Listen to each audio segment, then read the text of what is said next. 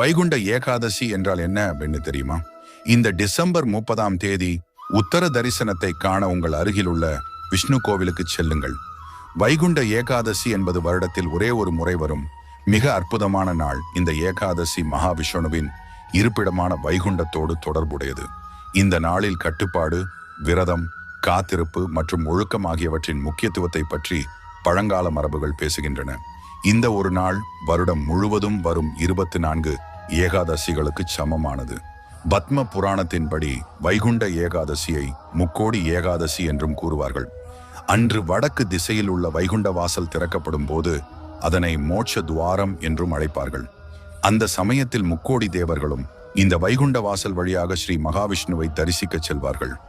முக்கோடி தேவர்களும் இணைந்து கொண்டாடும் ஒரே ஏகாதசி இந்த வைகுண்ட ஏகாதசி ஆகும். இந்த ஒரு நாளில் கோவிந்தனை தரிசித்தாலோ அல்லது மனதார நினைத்தாலோ